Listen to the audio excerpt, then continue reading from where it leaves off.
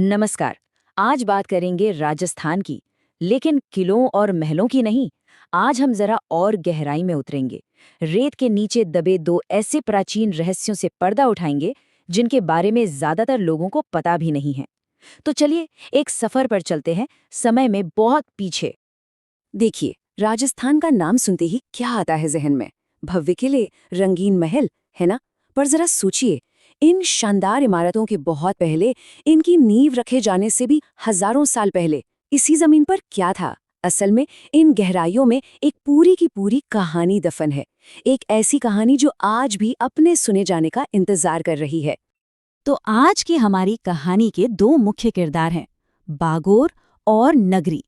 एक तरफ है बागोर, पाषाण युग की एक बिल्कुल शुरुआती बस्ती, और दूसरी तरफ है नगरी, एक भव्य और शक्तिशाली राजधानी। ये दोनों सिर्फ दो जगह नहीं हैं, बल्कि ये इंसान की तरक्की के दो अहम पड़ाव हैं।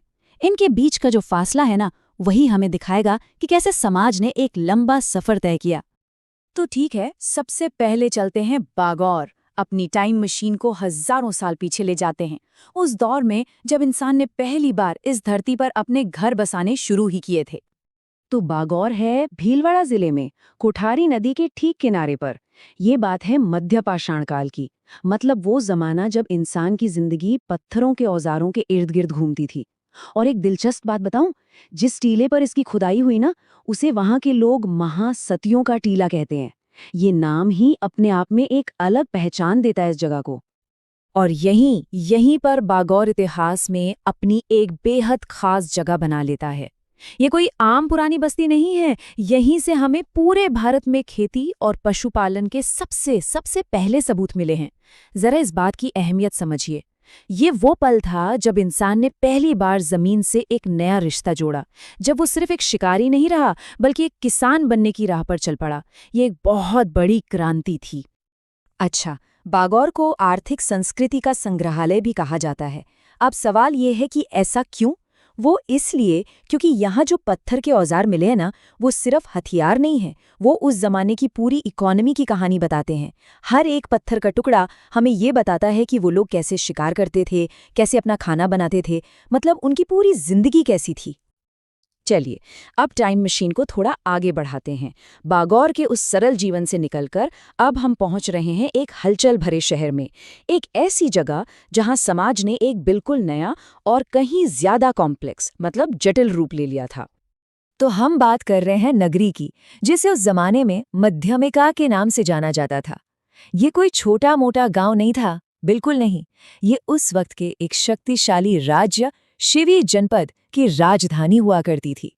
इसको ऐसे समझ सकते हैं कि जैसे आज दिल्ली भारत का पॉलिटिकल और कल्चरल सेंटर है, वैसी ही हैसियत तब नगरी की थी।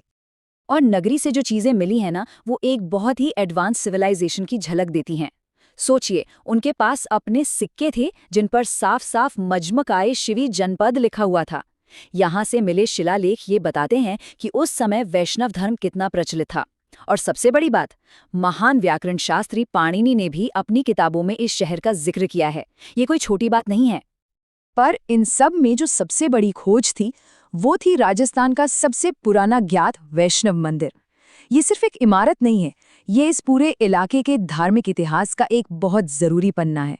इससे पता चलता है कि लोगों की आस्था कितनी गहरी और संगठित थी। तो इस मंदिर के बारे में हमें क्या पता है? पहली बात, ये आज से लगभग 2200 साल पुराना है, शुंग काल का। दूसरी बात, जब 1904 में डॉक्टर D.R. भंडारकर ने इसकी खुदाई की, तो वहां कृष्ण और बलराम की पूजा के सबूत मिले। और तीसरी बात, ये एक ऐसी खोज थी जिसने वाकई इतिहास को देखने का नजरिया ही बदल दिया। तो जब हम इन दो अलग अलग दुनियाओं को, बागौर और नगरी को एक साथ रख के देखते हैं, तो इंसान की तरक्की की कौन सी तस्वीर उभर कर सामने आती है? ये देखिए, यहाँ पूरी कहानी एक नज़र में साफ हो जाती है। बागौर जो मध्य पाषाण काल का था, वहाँ खेती के पहले निशान मिले और जिंदगी पत्थर के औजारों पर निर्भर थी। वहीं दूसरी तरफ है नगरी, एक विकसित शहरी राज्य जहाँ सिक्के चलते थे, मंदिर थे और एक संगठित धर्म था। ये पाषाण युग से लौह युग तक की एक जबरदस्त अविश्वसनीय छलांग थी। तो चलिए, अब एक कदम पीछे हटते हैं, और उस बड़ी तस्वीर को देखते हैं, उस बड़ी कहानी पर गौर करते हैं जो ये खोजें हमें बता रही हैं। आखिर में ये दोनों जगहें हमें क्या सिखाती हैं? यही कि ये सिर्फ दो अलग-अलग कहानियां नहीं हैं, बल्कि ये एक ही लंबी कहानी के दो बहुत ही जरूरी हिस्से हैं। ये कहानी है कि कैसे इंसान ने एक खानाबदोश जिंदगी से निकलकर एक जटिल और संगठित समाज बनाया। ये भारत में मानव प्रगति का गहरा परत दर परत इतिहास है। और ये सब कुछ हमें एक सवाल के साथ छोड़ जाता है। अगर सिर्फ राजस्थान की रेत के नीचे ही ऐसी अनमोल कहानियां दबी हुई हैं, तो सोचने वाली बात है कि हमारे पैरों के नीचे, इस पूरी धरती पर, इतिहास के और कितने ही अनसुने, अनकहे अध्याय खोजे जाने का इंतजार कर रहे हैं।